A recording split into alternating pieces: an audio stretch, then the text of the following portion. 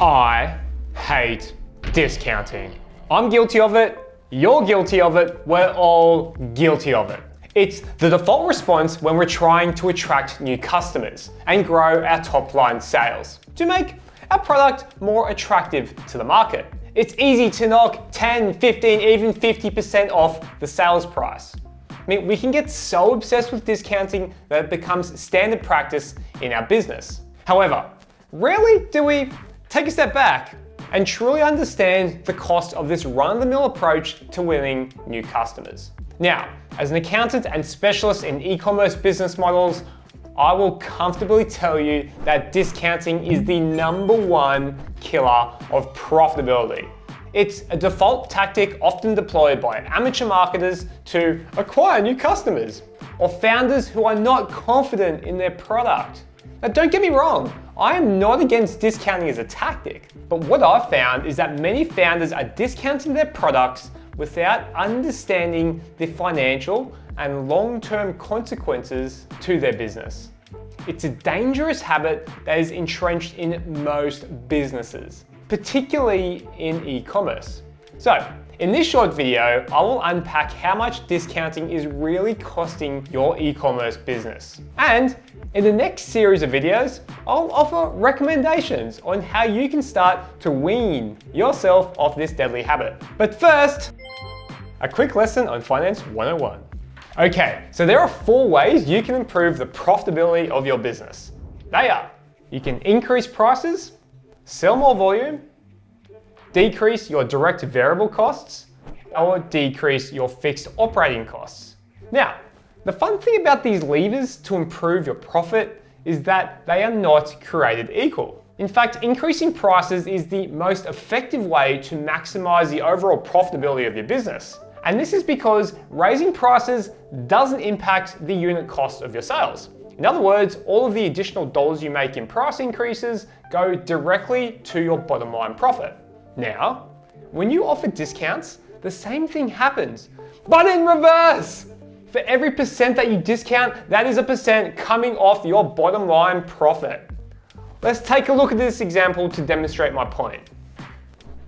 This e-com business does $1 million in annual sales. It generates a 10% profit margin on the back of these sales, which is a pretty standard profit margin. You wouldn't want to be doing anything less than that. Now, as you can see, willingly offering a 10% discount essentially erodes the company's profitability. At a 20% discount, it loses money. Okay, keyboard warrior, I know what you're thinking. Now, there's a very big assumption behind these financials. So this example assumes that your sales volumes don't increase as you lower the price. I mean, if you discount your product, you should expect unit sales to increase as a result, right? I mean, classic economic theory suggests that as prices reduce, your overall volumes should increase. Well, yes, in theory, it should. But the $1 million question is, how much? How many extra unit sales do I need to make to cover the discount? Now, the common argument with the discounting tactic is that a business can make up the loss in margins by increasing overall sales volume. So again, the $1 million question is, how many extra sales do I need to make for every percent that I discount? Well, lucky for you, I've crunched the numbers. Let's check them out. This spreadsheet demonstrates the additional unit sales required for every percent that you provide as a discount to your customers. So in this example, we assume an e-commerce business sells 1,000 units of product at a 40% gross profit margin. Now, discounting the product by just 15% means the company needs to increase their sales volume by an additional 60% just to make the same gross profit dollars if they charge full price. So in other words, instead of selling 1,000 units at the full price, the business needs to sell 1,600 units just to make the same gross profit dollars at a 15% discount.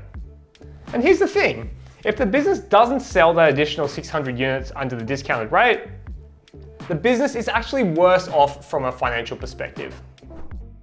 So, bottom line, if you're not generating the additional volume in your discount campaign, you are losing money.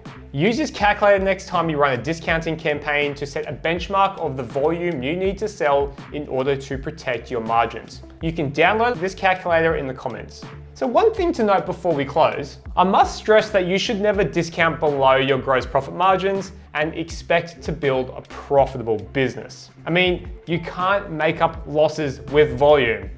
Let's try this again. Reference error. Buying something for $50 and selling it for $40 will never work. It's like the laws of economics. Reality just doesn't work that way.